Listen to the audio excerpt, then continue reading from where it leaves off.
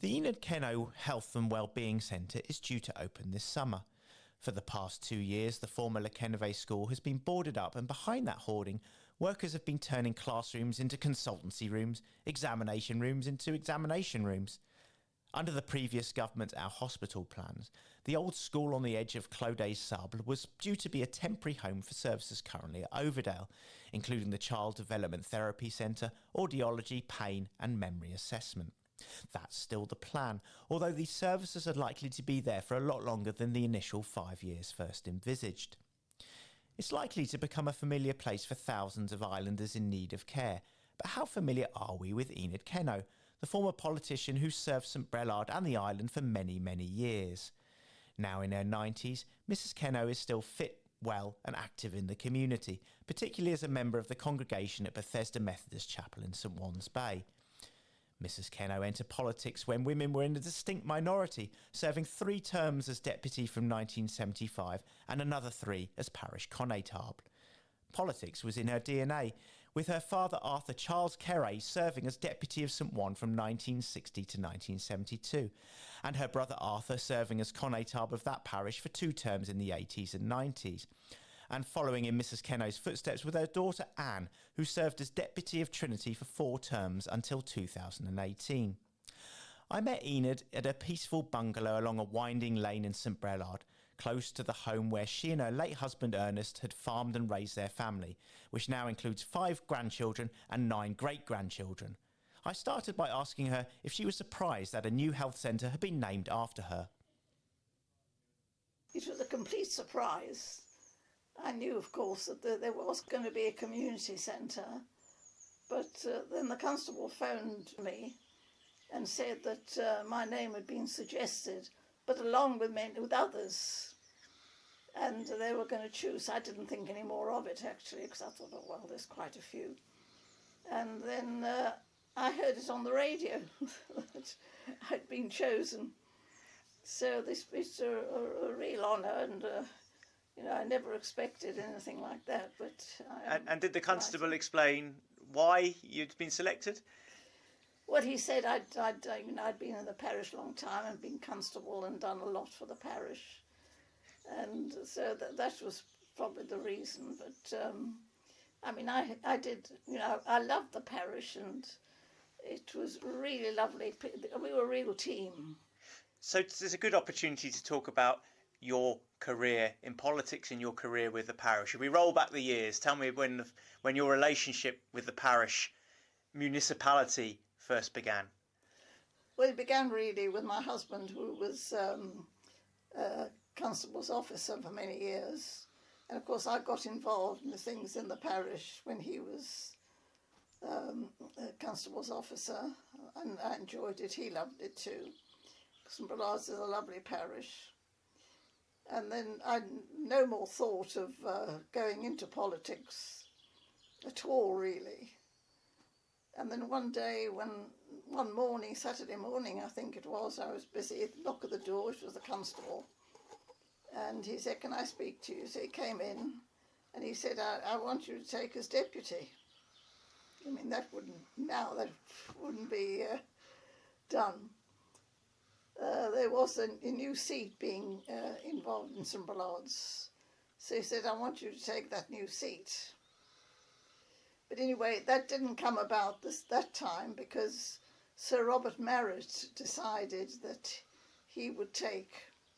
Of course, when I knew that, well, I said, certainly let him take, because he's a diplomat, And what year are we talking about here, roughly? This was I was elected in 1975, so this was 72. Right.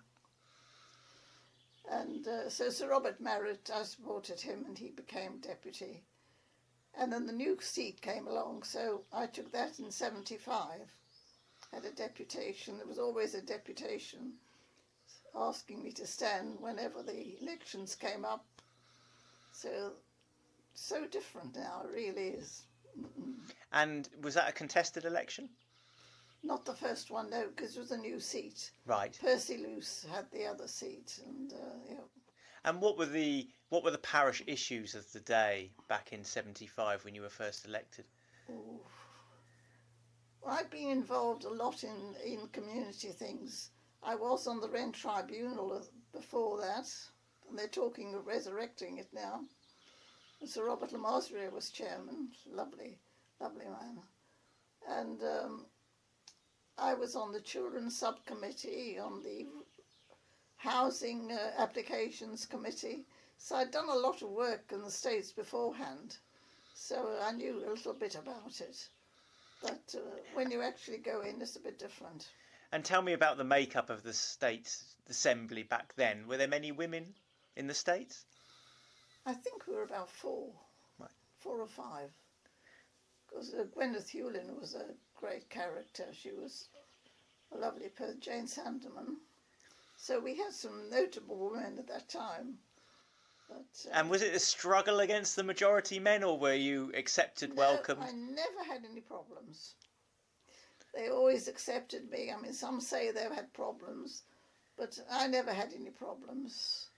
And what did you serve on? Which committees when you joined the States did you? I went on housing with John Marcon, which was lovely, and with Reg Jean on education.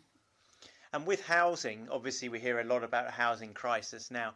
Presumably that was the period of definitely the state's loan scheme and the expansion of perhaps some of the housing estates like Clos des Sables and others now that we consider have been around for years, yes, but you were working on those then.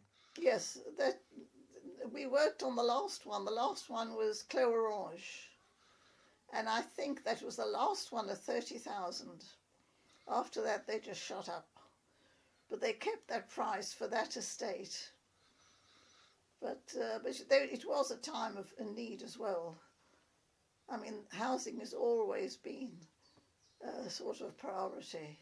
And so you had housing problems then with people who couldn't afford accommodation? Yes, and we used to have surgery every week to meet people who had problems with housing, who wanted houses.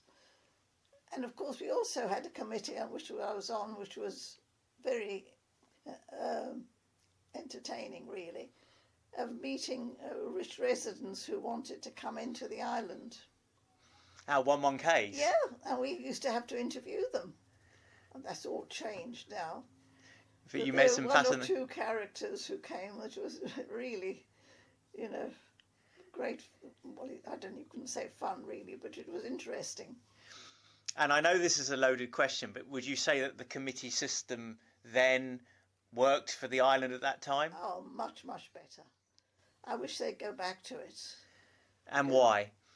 Well, you were 7 on a committee, the president, vice president, and 5 members. Whenever there was anything the committee brought up, for example, education, schools and that, you discussed it at committee level, formed a consensus, and you had your support. You went to the States knowing that your committee supported you. It was so much better, and everybody in the States who'd been elected had a place.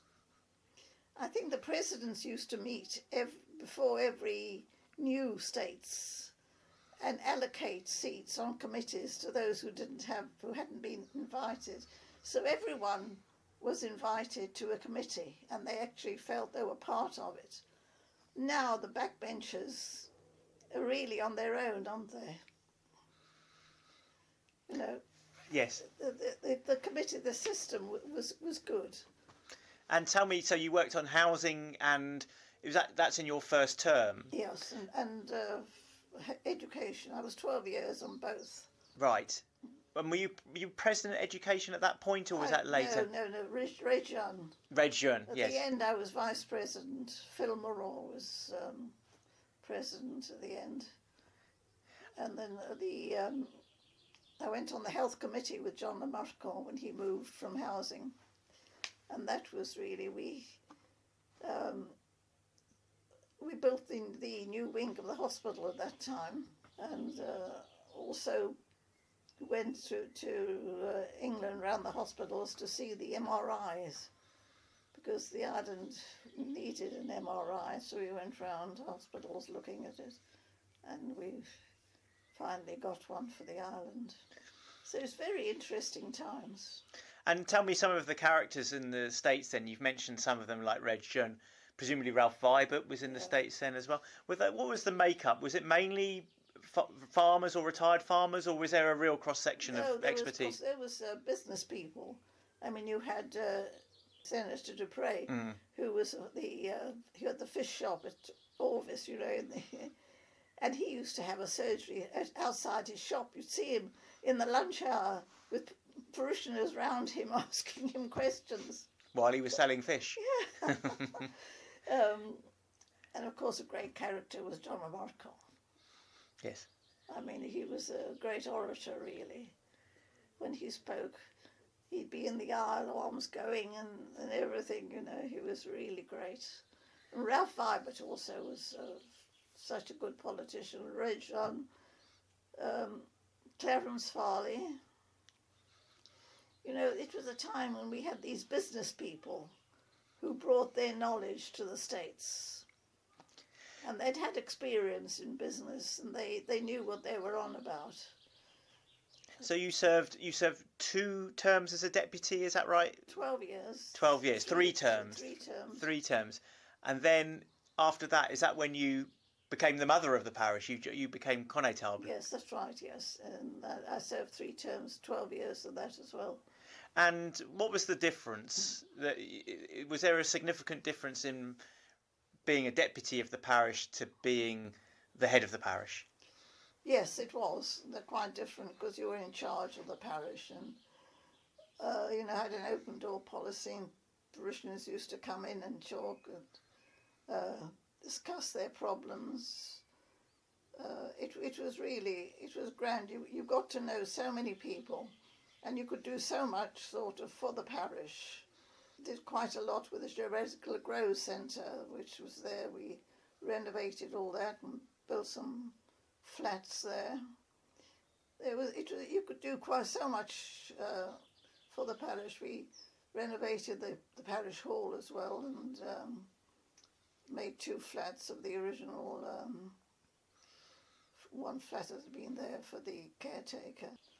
And tell me a little bit about life out of state as well, because you were very involved, am I right, in the Standing Women's Conference as well? I was, yes. So tell me about that. That was the Standing Conference was consisted of most of the women's organisations in the island. We had 21 or 22 organisations belonging to Standing Conference, and we met. I think it is every 2 months, to discuss things that needed to be done. We were the ones who set up the Meals on Wheels. Monica Becker, who was one of our members, was responsible for that. This was asked by the Constable of St Helier if we'd do that for him. That was a very good thing to do that. We also instigated the need for an MRI, which is one I was able to process when I was on the health committee. At that time also, at the very beginning, you wouldn't believe this, there were no women police. And when a lady had been arrested, there was a problem, they had to bring somebody in. But then we pushed to have women police, and that was all part of the Standing Conference. There were so many things we were able to initiate. And was there, at that time, other voices for women? Is it something that you really felt as though was needed to progress equality and fairness for all? Yes, because there weren't really many women in the States, and we were a voice, really. And the politicians took notice. We were invited to go and meet them on different subjects and things. So I was president for quite a long time with that, and it was really a lovely time. Do you feel as though you played a small part? I'm sure you have plenty of humility in it, but you did play a part in forwarding women's issues in Jersey? Well, I between us, yes, Standing Conference we were a powerful voice, really, a powerful group. The Constable of St Helier was very good. We had our meetings in the committee room of the town hall, and that was Fred Clark at the time. He gave us a Vin d'honneur for our 25th. So we were recognised as the main body. It's very sad that it's dwindled, but it has sort of finished, and well, times change. Times change. Or also maybe you achieved a lot of your aims, so... Well, it may have been. We never achieved really, lucky. Tried to get chairs for people in the shops. But elderly people going shopping like to sit down. Oh, we tried and tried, but we never really got round to that. It was one of our failures, I think. One of few, I'm sure. There weren't many. Tell me about, in the States as well as Conatub, did you hold some presidencies then or committees? I was president of Broadcasting Committee. Right, and was that a time when BBC Jersey was perhaps set up? Yes, I was president when the decision was made to have the BBC, because the other station wanted to have the franchise as well. So we had the discussion in the States, and the BBC one, and I was able to go to London with Edward Potter, who was greffier, to sign the things. And it was Christmas time, actually, and we were invited to go to the BBC Christmas lunch that they had with all these celebrities, which was a lovely occasion. And now the BBC is flourishing all that time. The old station? I remember there was, at Rouge Bouillon, there was a station there. Yes. Yeah. And the lift, it was on the top story. And this was a very tiny lift, a very old lift, but it worked. But when it came to the chairman of the BBC coming to open the station, there was a problem because he was so large. And we almost had to push him into the lift to get him in. Going back to St Brelade and your link with the parish, have you always lived in St Brelade? No, we live at Voldemar. We moved here in 1953. Right. So you lived your first life in St Juan, yes, just in St Juan. Yes, yeah. And tell me about those early days. Presumably you were here during the occupation. Yeah. And were you a schoolgirl then, or were you? What were you doing then? Yes, I was at school. And did school carry on throughout the occupation? Yes, there wasn't. I was at the Girls' Collegiate in St Helier, and of course, when the occupation came, we couldn't get into town, no buses. So I went to St Juan's for a year. And then because I wanted to go into teaching, my father managed to get me into the intermediate school, which was well known for producing teachers. I was there for a lovely school. I really enjoyed it for the rest of the occupation. But it was, for the children, it was a good time, really. We were able to go. I mean, give the Germans their due. They never interfered really with a problem with the people. We could go on our bikes. We'd be gone all the morning, come back for lunch, go on the beaches. But then after a time, the beaches were out of bounds. Yes.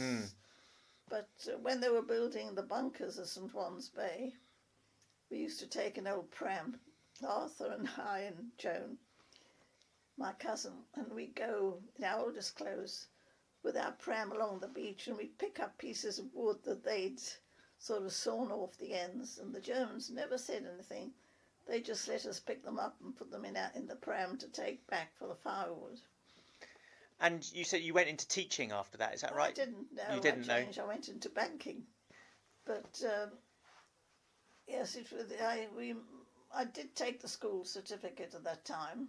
Yes. We took the first one after the war. I could have gone to university, but I decided that I'd go into banking. And so I was in banking. And then when I got married, we had the farm, and we came up here in 1953. And then before you went into politics, you were obviously a mother and a farmer's wife. But I was also very involved in the church. Yes.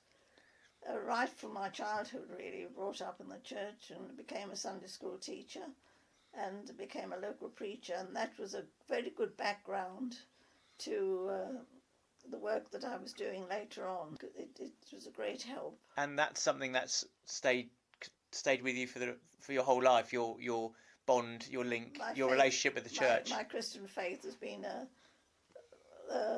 really something that I built on, and it's carried me through, because there were times when I was constable, there were problems. There were problems when I was elected. It wasn't a very happy election. There were 4 of us, and there were things that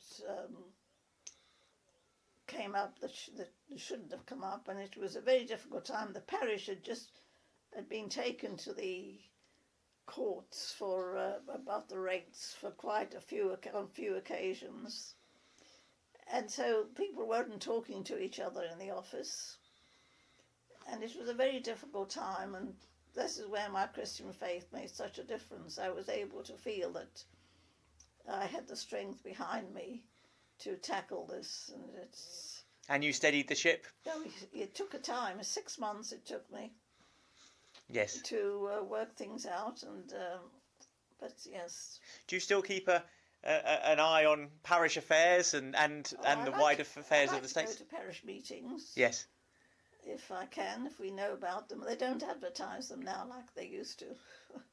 But yes, I still do it. I listen to the States. I'm still very interested. Yes. In the States. I know it's very different, but do you think the island is in a stronger position now than it was when you were in the States, or do you think that things are not quite what they should be? At that time that I was in the 1970s, 1980s, there was plenty of money, and it made such a difference. We were able to get things done. Schools were built, and hospital extension, and homes, and that sort of made a lot of difference. So from that point of view, it was easier than all the problems that exist now. But there'll always be problems. It doesn't matter. Housing was still the difficult one.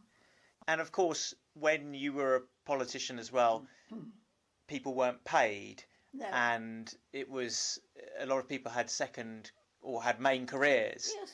Do you think that was a help or a hindrance?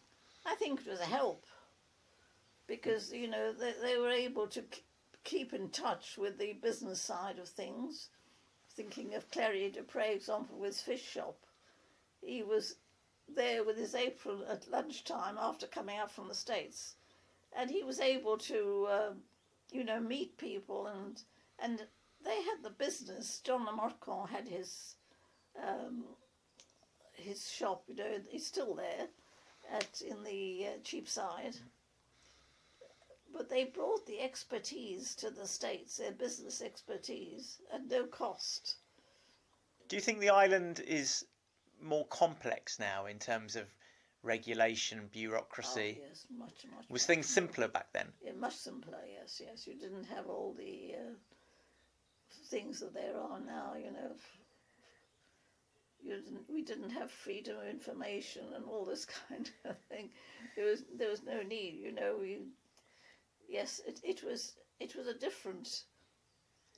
The island was smaller as well, fewer people, and I mean in the parish, I knew virtually most of the people in the parish, and but now, of course, it's grown so much. It's a different thing altogether. But just to finish, Ian, you still think Jersey is a lovely community? You still see evidence of Jersey at its best? Yes.